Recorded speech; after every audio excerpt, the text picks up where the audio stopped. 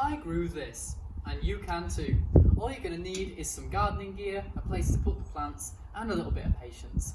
I should say that this video is specifically for growing vegetables at home, but the same principles can be used for flowers. There's just less steps because you don't have to harvest them. How do you even start? Generally, there are two options: seeds or starter plants. Now, I would recommend using starter plants because these are easier and often don't need as much repotting. They're available from all garden centres and they're just a really easy way to start off. Quick note, if you are going to plant seeds instead of starter plants, make sure you read the packet carefully. It should tell you roughly when to plant the seed and roughly when to expect an outcome. I'm at the garden centre, or a garden centre, and I'm just going to look around for some starter plants and some seeds, and then I'll probably cut back to the garden, probably. First of all, it's important to say that gardening is a fun activity whether you're a green-fingered group or you're going solo with the sweet corn. But for everything you see in this video, I did completely by myself. Completely by myself.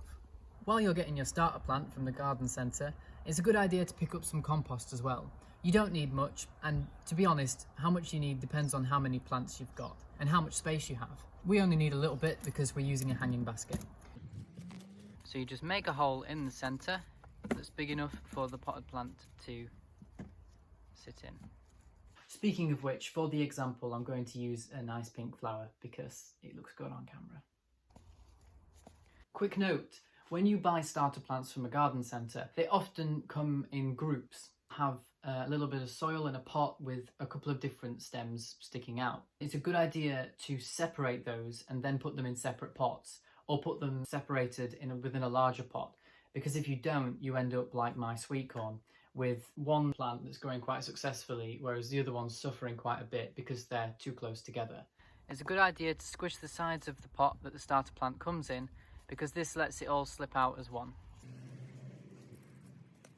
So just put it in the well that you've made and compact the compost around it. The next stage is to water your plant and just give it the nutrients it needs for its first couple of days with you. Quick note, it's a good idea to do some research on the plant that you're going to, plant before you actually put it in the ground. This is because all crops are different in terms of shape and size, and some of them grow quite tall and narrow like sweet corn, whereas others like cucumber grow quite low to the ground and spread out. Growing your own vegetables is a hugely rewarding experience because not only does it give you a sense of achievement when you've eaten something that you've grown yourself, it also gives you a sense of responsibility because you've cared for something and watched it grow. Personally, it gives my day a bit more of a routine as well. You know those days when you really have nothing to do? It gives you something to do. Here's my veg. But let's take a closer look. We see some sweet corn. This shows what I was saying about sweet corn growing quite tall and narrow. I forgot to separate the stems on some of these. They're a bit squashed. Up here we have a hanging basket that's got a strawberry plant in.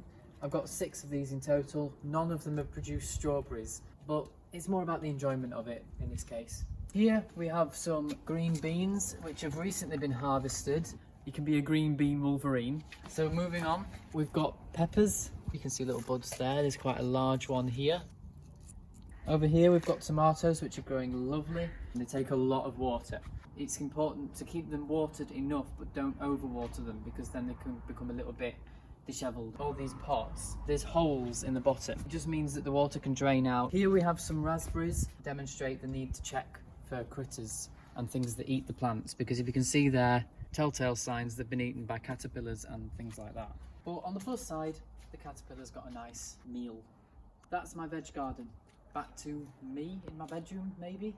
In conclusion, growing veg at home is easy, fun and rewarding. I hope you've enjoyed this video. Thank you for watching.